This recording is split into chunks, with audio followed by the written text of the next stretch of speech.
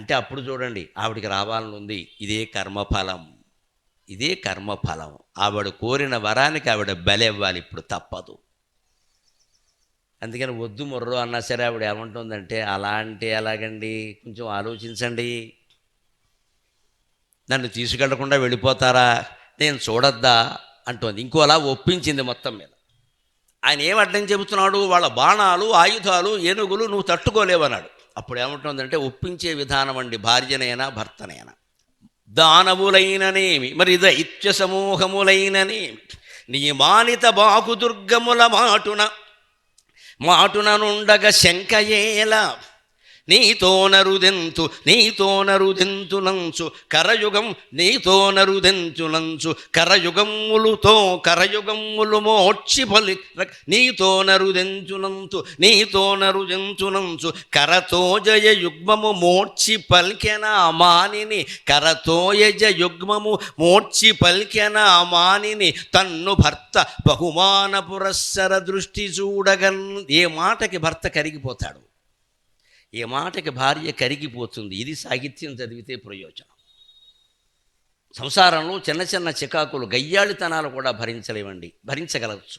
భరించలేనిది ఒక్కటే, వంకర సంబంధం ఒక్కటే పనికిరంది. మిగిలినవి ఏమున్నా భరించవచ్చు, డబ్బు ఖర్చు పెట్టినా భరించవచ్చు, గయ్యాళితనం కూడా భరించవచ్చు, ఏదైనా భరించవచ్చు, పెత్తనం చేసినా భరించవచ్చు. వంకర సంబంధం ఏర్పడితే పేకట్టకు తోసేయాలి. మగాళ్ళు లేదు, ఆడదు లేదు. ఇక్కడ సంసార ధర్మమే దెబ్బతింటుంది. అక్కడ లైంగిక బంధంలో పవిత్రత లేకపోతే వివాహమే అనవసరం. దానికోసమే ఏర్పడింది. లేదా ఆడ మగ దేనికంటే ఇద్దరు మగాళ్ళు కూర్చొని సంసారం చేసుకోవచ్చు, కలిసి ఏకంగా ఉండలేదా, ఇద్దరు ఆడాళ్ళు ఉండకూడదా? ఆ ఒక్కచోటే ప్రధానంగా. అందుకని మిగిలినవన్నీ తట్టుకోవాలి. శ్రీకృష్ణుని యొక్క భార్యలు అందరూ శీలవతులే. అందుకని ఆయన నచ్చ చెబుతున్నాడు. అని ఆవిడేముంది, అంతకంటే గొప్పగా నచ్చ చెప్పేసి మొత్తం మీద అనుకున్న సాధించేసి, ఏం పర్వాలేదయ్యా. ఆ ఒప్పించే విధానం చూడండి. దానవులైననేమి మరి దైత్య సమూహములైననేమి, దానవులైతే దైత్యులైతే, మాట గమనించండి, దానవులు వేరు దైత్యులు వేరు కాబట్టి చెప్పాడు ఇక్కడ. దానవులు అంటే ధనువు అనే ఆయనకి పుట్టిన వాళ్ళు, దైత్యులు అంటే దితి అనే ఆవిడికి పుట్టిన వాళ్ళు, తల్లి పేరు మీద ఏర్పడిన వాళ్ళు దైత్యులు.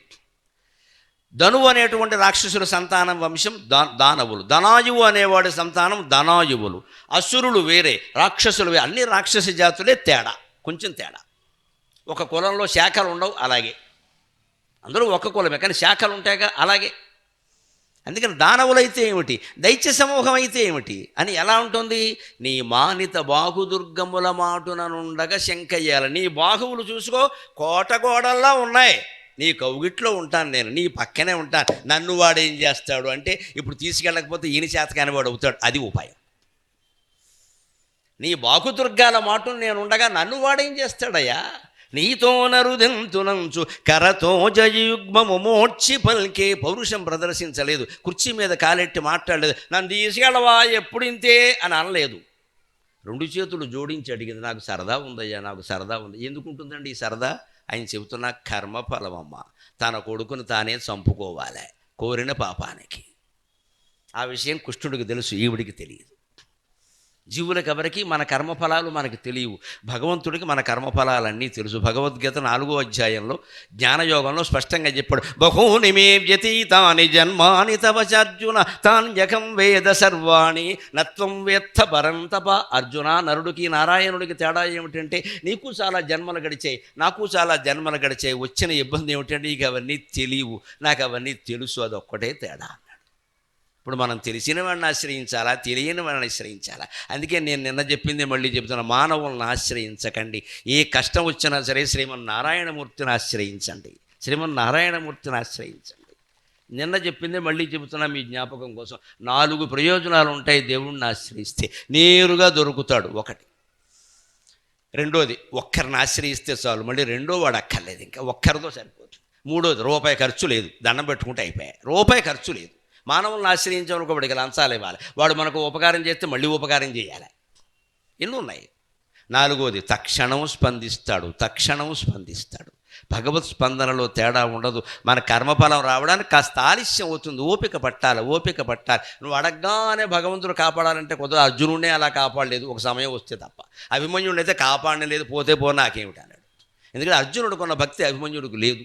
మనం జాలిపడి మాట్లాడడం వేరు, వ్యవహారాలు వేరు. అర్జునుడు కొన్న భక్తి అభిమన్యుడికి లేదు, కాపాడలేదు ఆయన, అవసరం లేదు. ఆ మాటకు వస్తే ధర్మరాజు కూడా అంత భక్తి లేదు. అందుకే వాళ్ళు మళ్ళీ జన్మలెత్తాల్సి వచ్చింది. భీముడు తర్వాత మధ్వాచార్యులుగా పుట్టాడు. మధ్వాచార్యులు అంతా కృష్ణభక్తి, మీరు చూసుకోండి. మహానుభావుడు, ద్వైత మత స్థాపకుడు. కృష్ణ విగ్రహం ఎదురుగా పెట్టి ఉడిపి ఆయన నిలబెట్టి శ్రీకృష్ణుడి విగ్రహాన్ని వదలడు ఆయన. ఎందుకని? పూర్వజన్మలో భీముడు. అప్పుడు కృష్ణభక్తి లోపల ఉండి కూడా ప్రకటించలేకపోయాడు, మొండి వాళ్ళ బండగా ప్రవర్తించాడు. కానీ లోపల ఉండిపోయింది. కృష్ణుడు దేవుడు, కృష్ణుడు దేవుడు, నేను గుర్తించట్లా, తమ్ముడు గుర్తించాడు, నేను గుర్తించట్లా. ఆ తపన ఉండి మధ్వాచార్యులుగా పుట్టాడు. ఒక మహత్తరమైన మతస్థాపన చేసి జగద్గురువులు ముగ్గురులో ఆయన ఒక్కడయ్యాడు మధ్వాచార్య. శంకరాచార్య, రామానుజాచార్య, మధ్వాచార్యులు జగద్గురువులు ముగ్గురు, అందులో అంటారు ఆయన ఒకడు. ఆయన పుట్టాను భీముడు పూర్వజన్మలో. అర్జునుడు ఇంత భగవద్గీత విన్నాడు, ఆయన నానాయాతన పెట్టాడు, నానా భాగవతం చేశాడు. మళ్ళీ భక్త కన్నప్పగా పుట్టి కళ్ళప్పగిస్తే కానీ మోక్షం రాల. కాళహస్తి కథంతా అర్జునుడిదే, కన్నప్ప ఎవరో కాదు, అర్జునుడే. మనం ఏదో అనుకుంటాం, ఇక్కడ భగవద్గీత చదివితే చాలు, ముట్టుకుంటే చాలు, పట్టుకుంటే చాలు. ఇవన్నీ కుదరవమ్మ, ఇటువంటి పథకాలు ఉండవు దేవుడి దగ్గర. దేవుడికి మన ఓట్లు అక్కర్లేదు, నువ్వు ఆచరిస్తేనే కుదురుతుంది అంతే, లేదా కుదరదు. నువ్వు ఎన్నిసార్లు చదివినా ఒకటే. టేప్ రికార్డర్ మనకంటే బాగా చదువుతుంది, దానికి మోక్షం రాదు. ఎన్నిసార్లు చదివాం, ఎంతమందితో చదివాం, ఇదాన్ని అనవసర వ్యవహారం. ఇది చాలా నాన్ సెన్స్. నన్ను అడిగితే ఎన్నిసార్లు చదివాం మాకు అనవసరం. ఏం చదివావు, ఏం చేశావు, ఏం అన్వయించుకున్నావు? అదే కృష్ణుడు అనుకున్నాడు ఇక్కడ. సత్యవస్థానని పట్టుడుతోందంటే జన్మాంతర కర్మ కోరింది కదా కావాలని. ఈవిడ మర్చిపోయింది ఆ విషయాన్ని. ఇప్పుడు ఈవిడ చేత వాడిని చంపించాలా, ఏం చేయాలి? తీరా చనిపోయాక వీడు కొడుకని తెలిస్తే అది కూడా సస్పెన్స్. రేపు తెలుస్తుంది, కొడుకని తెలుస్తుంది. ఎవరికి తెలుస్తుంది? నరకాసురుడికి తెలుస్తుంది, సత్యకి తెలియదు. రేపు వాడు ఏడుపు చూస్తాం మనం, రేపు ఖచ్చితంగా వాడు ఏడుస్తాడు. అమ్మ కాదు, వాడు ఏడుస్తాడు. వాడికి తెలుసు, వాడికి అంత జ్ఞానం ఉంది, సత్యభామకి లేదు. ఇవిడికి తెలియకో వస్తాను ఏంటంటే క్రికెట్ మ్యాచ్ ఏమిటి ఏమన్నా. సరేనా, ఆయన ఇంకా విసుకొచ్చి రా పోని ఆయనకి అర్థమైపోయింది, ఆ కర్మఫలాలు ఇలాగే ఉంటాయి. వాడు కోరింది కదా, వాడి చావు చూడాలి కదా. అందుకని లోపల జీవుడు ప్రేరేపిస్తున్నాడు, వద్దన్నా సరే వస్తానుంటుంది, రాని అని రమ్మను తీసుకెళ్ళాడు. నరకాసురుని ప్రాకారం దగ్గరికి ప్రవేశించారు. కోట గోడ ప్రాకారం ఉంటుంది కదా, ప్రాకారంబు గదా ప్రకారము ననుత్పాటించి అక్కడికి వెళ్ళి నరకాసురుడిని చంపుదామని యుద్ధానికి వెడితే ముందు మొరాసురుడు వచ్చాడు. నరకాసురుడు సర్వసైన్య అధిపతి మొరాసురుడు. ఆ మురుడు అనేవాడు పురుళ్ళ వచ్చాడు అక్కడికి. మొరాసురుడు వచ్చాడు. ప్రాకారంబు గద ప్రకారముననుత్పాటించి యంత్రంబులన్ నాకారాతుల మానసంబులను భిన్నత్వంబు బొందించి యంత్రంబులన్ నాకారాతుల మానసంబులను భిన్నత్వంబు బొందించి హస్తోకాకారుడు శౌరి ఒత్తే హస్తోకాకారుడు శౌరి ఒత్తే విలయోద్ధూతాభ్ర నిర్ఘాత హస్తోకాకారుడు శౌరి ఒత్తే విలయోద్ధూతాభ్ర నిర్ఘాత రేఖాకాఠిన్యము విలయోద్ధూతాభ్ర నిర్ఘాత రేఖాకాఠిన్యము పాంచజన్యము విముక్త ప్రాణి చైతన్యమున్. అక్కడికి వెళ్ళి కోట గోడ బదలగొట్టాడు.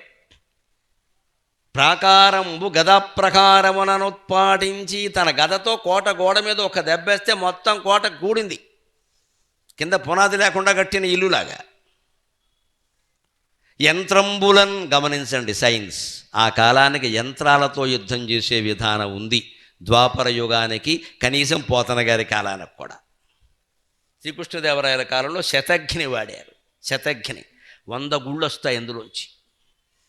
ఉమ్మత్తూరు దుర్గం మీద శతఘ్ని ప్రయోగం చేశాడు మహానుభావుడు. ఆముక్తమాల్యదలో గొప్ప కవిత్వం చెబుతాడు. గోదాదేవి విరహ వేదనని తుపాకీ గుళ్ళతో పోలుస్తాడు ఆయన.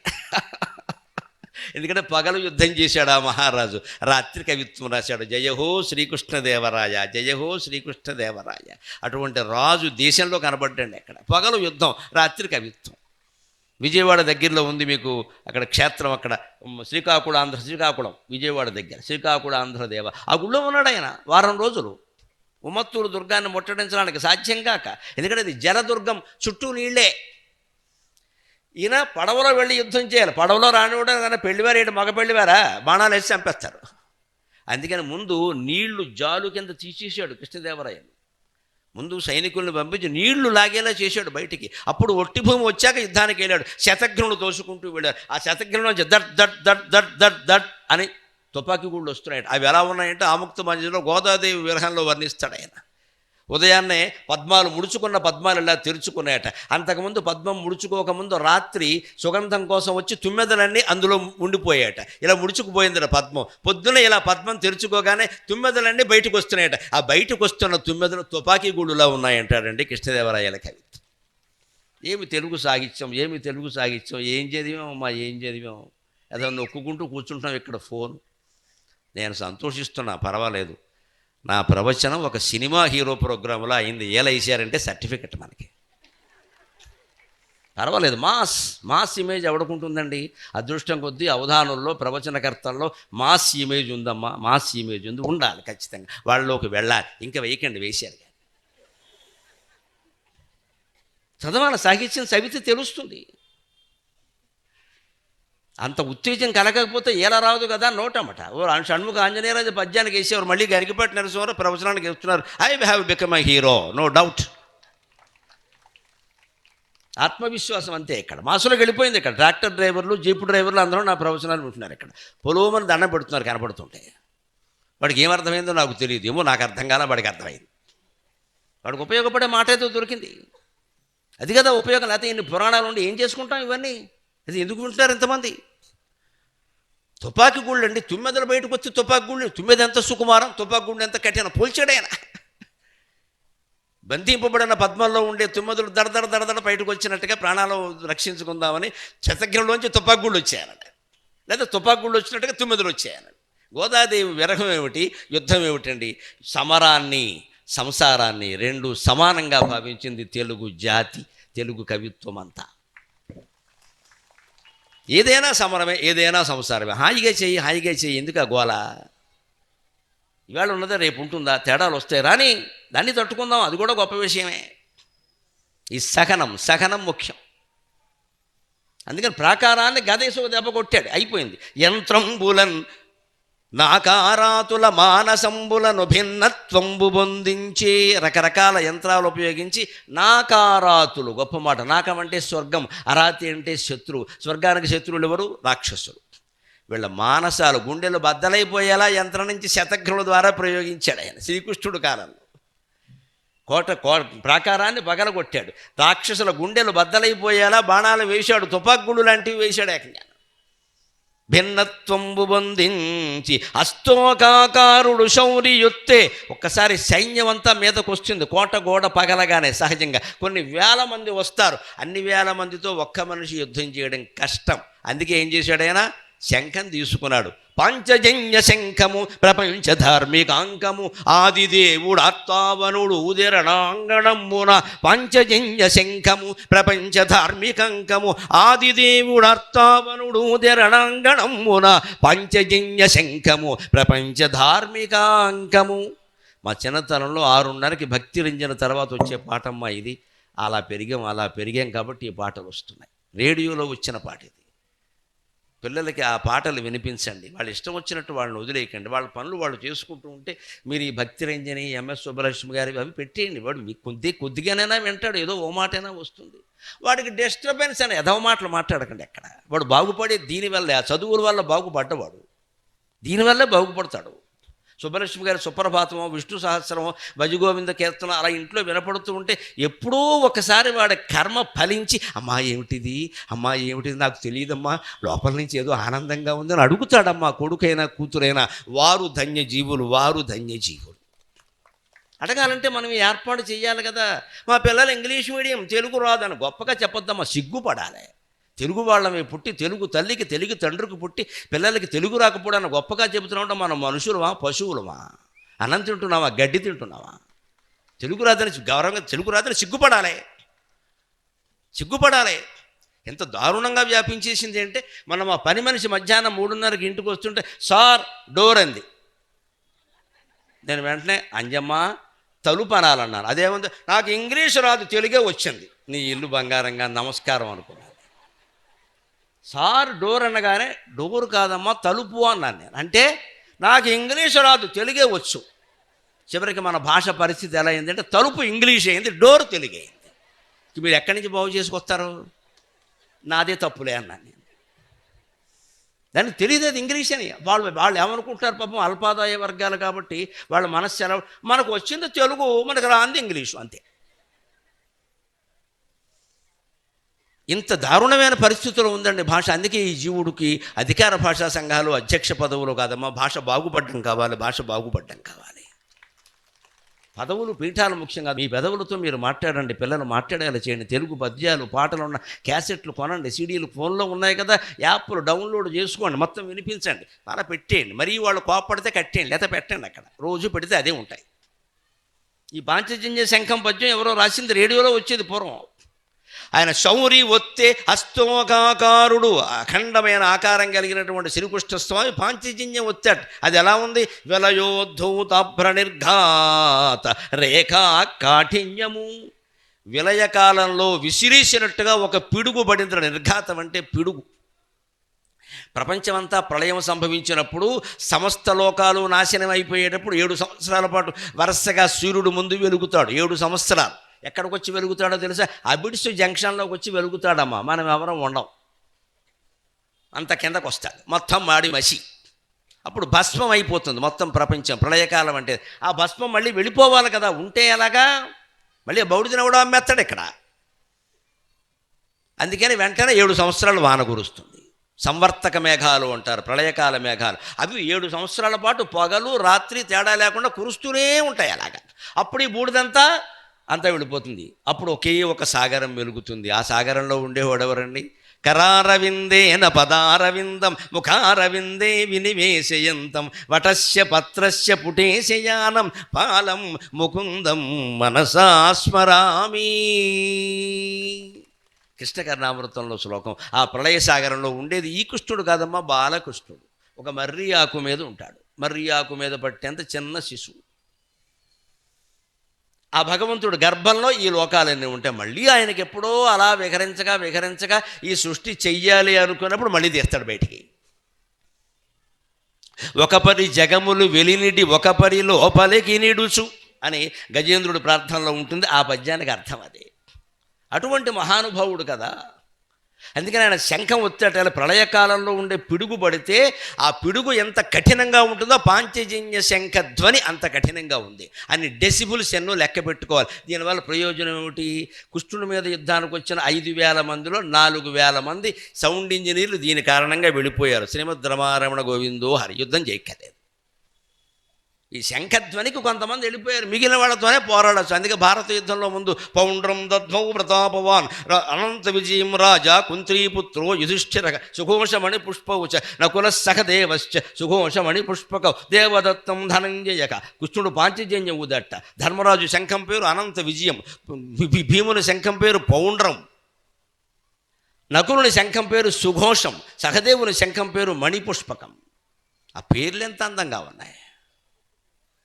శంఖాలకు ఆ పేర్లు పెట్టారు. ఆ శంఖధ్వానానికి గుండెలు బద్దలైపోయే కొంతమందికి వాళ్ళు ఉండలేకపోయారు అక్కడ. ఆ మిగిలిన వాళ్ళతోనే యుద్ధాలు జరుగుతాయి. ఇక్కడ సౌండ్ ఇంజనీర్లు ఉంటారు, పోతారు, సౌండ్గా తట్టుకోలేరు.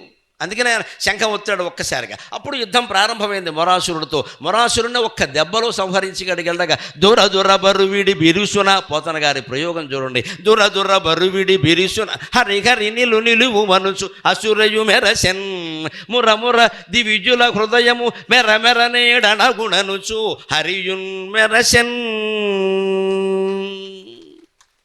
దుర బిరబిర మెరమెర మొర మొత్తం మరమరాల పద్యం అంటారు దీన్ని. ఇలాంటి పద్యాలు పోతనగాడే రాయగలడు. అడిగెదనని కడు వడిజెను అడిగిన తను మగుడ నుడువడని నడయుడుగున్ వెడ సిడి ముడి తడబడ నడుగిడు జడిమ అడుగిడు నెడలన్. ఇది గజేంద్ర మోక్షాల్లో పద్యం. ఇంత చేస్తే అక్కడ దృశ్యం ఏమిటంటే విష్ణుమూర్తి గజేంద్రుని రక్షించడానికి పరిగెడుతున్నట్ట. లక్ష్మీదేవి వెనకాల పరిగెడుతుంది. అడుగుదాం ఎక్కడికి వెళుతుంటే ఎక్కడికైనా అడగకూడదు, అదో గొడవ. మరి అడగకపోతే చెప్పడు. ఈయన తక్కువవాడు కాదు. భూమండలానికి వెళ్ళి హైదరాబాద్లో ఓ అమ్మాయిని పెళ్లి చేసుకుని పైకి తీసుకెళ్ళిపోయి Lakshmi don't think otherwise under particular circumstances అంటాడు. ఈయన ఇంగ్లీష్ మాట్లాడతాడు. ఆవిడ కుటుంబం అయిపోయింది అక్కడ. అడగకపోతే పెద్ద గొడవ, అడిగితే తగదా. అందుకని అడుగుదామా వద్దా అని ముందుకి వెనక్కి అడుగులేస్తున్న లక్ష్మీదేవి అడుగులని తెలుగు కవి బమ్మెర పోతన్న ఎలా వర్ణించాడు అంటే, అడిగెదనని కడువడిజను అడిగిన తను మగుడ నుడుబడని నడయుడుగున్ వెడబెడ సిడి ముడి తడబడ అడుగిడు నడుగిడదు జడి మనడుగిడు నెడలన్. లెక్క పెడితే 23 డకారాలు ఉంటాయి. 23 డకారాలు. భాష ఎందుకు రాదండి, పద్యాలు ఎందుకు రావండి, పిల్లలకి ఇది నేర్పకూడదు. ట్వింకెల్ ఎట్లే స్టార్ ఆ దిక్కుమాలిన సంతానం. మా నాన్నగారు అప్పటి నుంచి ఇదే పద్యం, ఇక్కడ ఇంకో పద్యం కూడా లేదు ఎదవలకి. పైగా రింగారో ఎతో చచ్చిపోయిన వాడు చుట్టూ తిరిగిన పాట అది. ప్లేగు వ్యాధి వచ్చి 13వ శతాబ్దంలో 13 లక్షల మంది చచ్చిపోతే ఆ రోజు కలర్లో పొక్కులు వచ్చాయి. ప్లేగు వ్యాధికి పొక్కులు వస్తాయి, అవి గులాబీ రంగులో ఉంటాయి. వాళ్ళ శవాల చుట్టూ తిరిగిన పాటమ్మ. ఇటువంటి పాట ఇంగ్లీషులో ఇంట్లో వినపడితే అశుభాలు జరుగుతాయి, లక్ష్మీదేవి పారిపోతుంది. ఎదవ పాటలు పాడలేకండి. ఇవే మనం నేర్పాల్సింది. రింగారో ఏటా అర్థం లేకుండా. అంటే పొక్కుల్లారా పోయారా. పోయిన పిల్లల దగ్గర పాడే పాట చదువుకున్న పిల్లల చేత పాడిస్తున్నాం, లక్షల రూపాయల ఫీజు కొడుతున్నాం. మనకు అసలు బుద్ధి జ్ఞానం ఉందా? ఏం నేర్పుతున్నారు వాళ్ళకి? ఏం నేర్చుకుంటున్నారు? మావాడు ఇంగ్లీష్ మీడియం బతుకంతా నాశనం అయిపోయింది.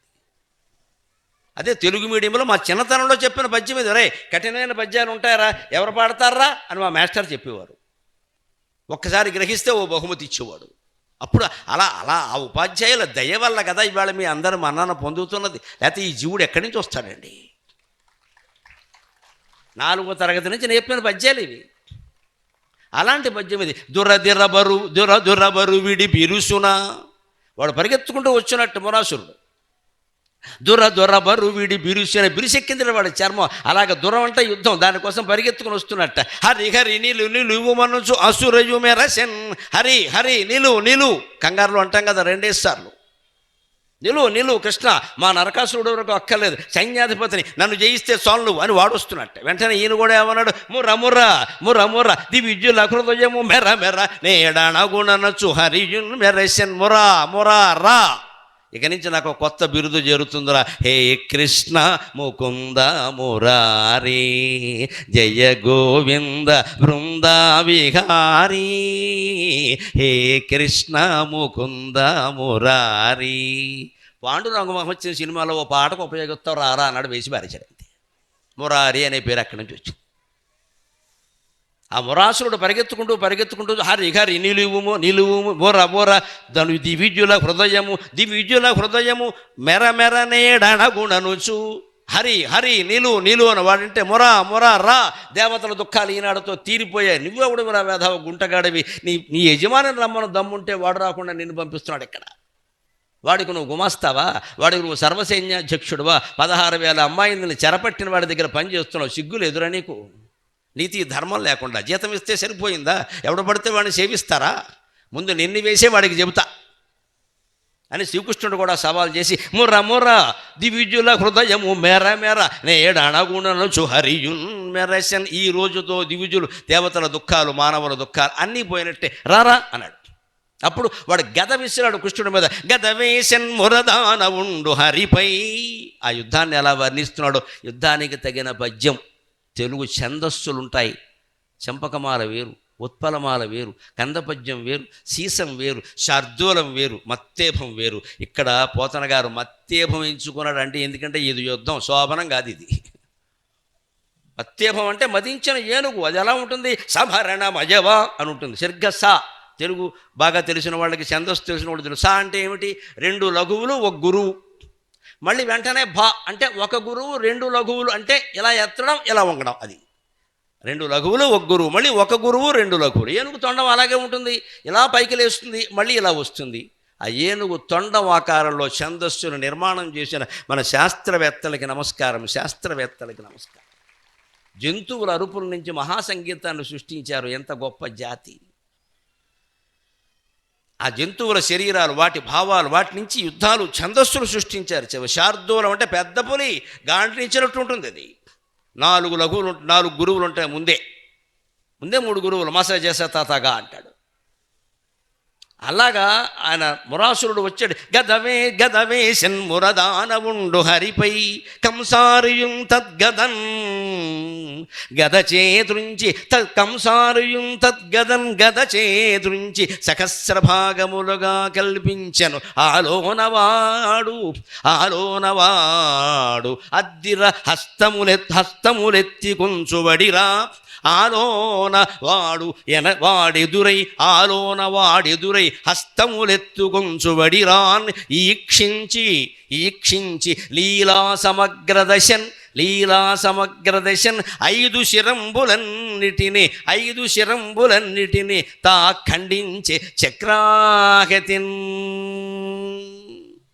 మురాసురుడు గద వేషన్మురదానవుండు హరిపై దూరం నుంచి ఒక గద విసిరట్ట. ఆ విసిరిన గద ఈ కృష్ణుడిని తాకడానికి ముందే కృష్ణుడు ఇంకో గద విసిరాడు. ఆ గదను ఖండించి అది వాడికి తాకింది. ఇది ఇప్పుడేమో షటిల్ బ్యాడ్మింటన్లో ఇది కాదా, వాడు ఇలా వేస్తాడు, వాడు కింద పడకుండా మనం వెయ్యాలా వద్దా? ఈ ఆటలు ఆడిస్తే పిల్లలకి అది తెలుగు వస్తుంది. నన్ను ఇంచండి ఇంకో మాట, ఆటలు ఆడడం కేవలం ఆటలు ఆడడం కోసం కాదండి. ఆటల్లో ప్రదర్శించిన సాహసం జీవితంలో బలహీనుల్ని రక్షించడానికి ఉపయోగపడాలి. అందుకు ఆటల ప్రయోజనం. నేను పెద్ద క్రీడాకారుణ్ణి, నాకు 100 కోట్ల ఆస్తి, దేనికి నీకు పని లేక నువ్వు ఎవరిని కాపాడావు? ఇక్కడ నువ్వు ఆటలాడుకుంటూ కూర్చున్నావు. ఆటలకి ప్రయోజనం కలగాలంటే ఆటల్లో చూపించే సాహసం బలం జీవితంలో చూపించాలి. ఇంత పెద్ద క్రీడాకారులు జీవితంలో ఓ సమస్య రాగానే పీత్వా ఆగడానాం పీత్వా అయిపోతాడు. వీడు డ్రగ్ అడిక్ట్ అయిపోయాడు. నాకు అర్థం కాదు, ఇది గొప్ప క్రీడాకారుడా డ్రగ్ అడిక్ట్ అవుతాడా? నీ క్రీడ దేనికయ్యా మహానుభావ? నీకు బలం లేదు, మానసిక బలం లేదు, గడ్డిపరక్ కంటే అన్యాయంగా ఉన్నావు. డ్రగ్ అడిక్టా? దానికోసం డోపింగ్ టెస్టా? ఎంత అన్యాయం అండి. క్రీడాకారుడికి డోపింగ్ టెస్ట్ ఏమిటండి? అసలు ఆ పరిస్థితి ఎందుకు వచ్చింది? వీళ్ళు పుచ్చుకుంటున్నారు. అంటే వీడు గెలవడం ప్రధానం, జీవితంలో నిలబడడం ప్రధానం కాదు. ఇక్కడ ఆ కాసేపు గెలవడం కోసం ఏదో స్టెరాయిడ్స్ వాడేస్తే బలవంతంగా పరిగెత్తేస్తే ఓ అంటారు. కేంద్ర ప్రభుత్వం వాళ్ళు 2 ఎకరాలు, రాష్ట్ర ప్రభుత్వం వాళ్ళు 3 ఎకరాలు ఇచ్చేస్తారు. ఇక కూర్చుంటారు ఇక్కడ పేకాడుకుంటున్నావు. వీడి వల్ల దేశానికి ఏం ఉపయోగం లేదు. నువ్వు సమాజానికి ఏం చేశావు? నన్ను మన్నింతురుగాక. ఇంత పాండిత్యం ఉన్నందుకు నన్ను నిరంతరం వేధించే ప్రశ్న, నా మాటలు ఎంతమందికి చేరుతున్నాయి, ఎవరు బాగుపడ్డారు అనుకోబట్టే ఈ తాపత్రయం పడుతున్నావమ్మా. ఈ తాపత్రయం పడుతుంది. ఓ పక్క సమయం అయిపోతుంది, కానీ నా సిలబస్ అయ్యే వరకు నేను వదలను. 10 నిమిషాలు ఎక్కువే మాట్లాడతాను. నాకు సంభావనలు లెక్కెట్టుకుని మాట్లాడే అలవాటు లేదు. ఎందుకు ఈ తాపత్రయం అంటే, ఇంతమంది ఉంటున్నారు, వాళ్ళకి ఏదో చెప్పాలి. క్రీడాకారుడు అంటే 2 ఎకరాల పొలం, 2 కోట్లు మింగేసి కూర్చోవడమా? మళ్ళీ క్రీడే, జీవితం అంతా క్రీడేనా? నీ తలక ఇంకేం లేదా ఇక్కడ? దాన్ని సమాజంలో ఉపయోగించాలి కదా. ఆ బలాన్ని, ఉత్సాహాన్ని ఇది ఇక్కడ చెబుతున్నాడు చూడండి. గద వేసట. ఆ గదని ఒక్క దెబ్బతో ఛేదించట. ఎలాగా? గద వేషన్ మురదానవుండు హరిపై. మురాసురుడు గద ప్రయోగించాడు. ఈయన ఏం చేశాడు? కంసారియుం తద్గదన్ గద చేతురించే సహస్రభాగములుగా కల్పించే. ఆ గద ఈయన దగ్గరికి రావడానికి ముందే ఈయన గద వేస్తే ఆ గద 1000 ముక్కలైంది. అది ప్రజ్ఞ. అప్పుడు వాడేం చేశాడు? గద ఒక్కసారి విసిరిన గద ముక్కలైపోగానే మధ్యలో ఇంకేం చేయాలో తెలియలా. పక్కన ఆయుధం తీసుకుందుకు వంగాడు అనుకోండి, రథంలోనో ఎక్కడో. ఆ దెబ్బలో ఈయన బాణం వేస్తే అయిపోతాడు, వంగడానికి అవకాశం లేదు అక్కడ. అందుకని వాడు ఇంకేం చేయలేక పిచ్చెక్కిపోయి తానెదురై హస్తములెత్తుకొంచు వడిరా. నిన్ను చంపడానికి గద అవసరం లేదయ్యా కృష్ణుడివి, నువ్వెంత, నీ బరువు ఎంత, నీ శరీరం ఎంత, అసలు నిన్ను గుద్దుతో చంపేస్తా అని 2 చేతులు ఇలా ఎత్తుకుని వడిరాన్ వేగంగా వస్తున్నట్ట. చూశాట, అయిపోయిందిరా, నాకు దొరికేవరా, అసలైన ఆయుధం ఇప్పుడు తీస్తా. రామచంద్రమూర్తి ఆయుధం ధనుర్బాణాలు అయితే శ్రీకృష్ణస్వామి ఆయుధం సుదర్శన చక్రం. వేసాయి ఒకటే దెబ్బ. అందుకని వడిరానీక్షించి తానెదురై చిరంబులన్నిటిని తా ఖండించే లీలా సమగ్రదశన్. వాడు కళ్ళు తెరిచి ఏం జరుగుతుందో చూసేలోగా చక్రాన్ని స్మరించాడు. ఇక్కడే మనం చెప్పుకోవాలి, శ్రీకృష్ణుడికి చక్రం, గద అన్నీ విష్ణుమూర్తికి ఉండే ఆయుధాలన్నీ ఉంటాయి. విష్ణుమూర్తికి ఉండే ఆభరణాలన్నీ ఉంటాయి. కౌస్తుభమని కూడా ఉంటుంది. రాముడికి అవన్నీ ఉండవు. ఎందుకంటే రాముడు మనిషిగా పుట్టిన అవతారం, కృష్ణుడు పుట్టుకతోనే దైవంగా పుట్టిన అవతారం. కృష్ణస్తు భగవాన్ స్వయం. అందుకే నన్ను గద వేస్తే గద చేతులు ఎత్తుకొని వచ్చాట. నిన్ను చంపడానికి ముష్టిఘాతం చాలు. ముష్టి అంటే మరోలా అర్థం చేసుకోకండి, పిడికిలి. అందుకే బాక్సింగ్ అని తెలుగులో ముష్టి యుద్ధం అంట. ముష్టిళ్ళు కొట్టుకోవడం కాదు, పిడికిలతో గుద్దుకోవడం. దాన్ని ముష్టి యుద్ధం అంట. ముష్టి అంటే పిడికిలి. అందుకని పిడికిలతో చంపేస్తాను నేను అని వచ్చేటవాడు. నువ్వు చంపుదా అని వాడు ఇలా వస్తుంటే పైగా అనువుగా దొరికింది, కంఠం సరిగ్గా చక్రానికి సరిపోయేలా ఉంది, గద ఇస్తే కష్టం అది. అందుకని అప్పుడు చక్రాయుధాన్ని ప్రయోగించి 5 శరంబులన్నిటినీ, 5 తలకాయలు ఉన్నాడు వాడికి, 5 తలల పాములాగా మురాసురుడు. సేనాధిపతికి ఎన్ని ఉంటే నరకాసురుడికి ఎన్ని ఉంటాయి చూద్దాం త్వరలో విడుదల. 5 శరంబులన్నిటిని తా ఖండించి చక్రాగతిని ఒక్క దెబ్బతోనే 5 శిరస్సుల్ని వేసి పారేశాడు.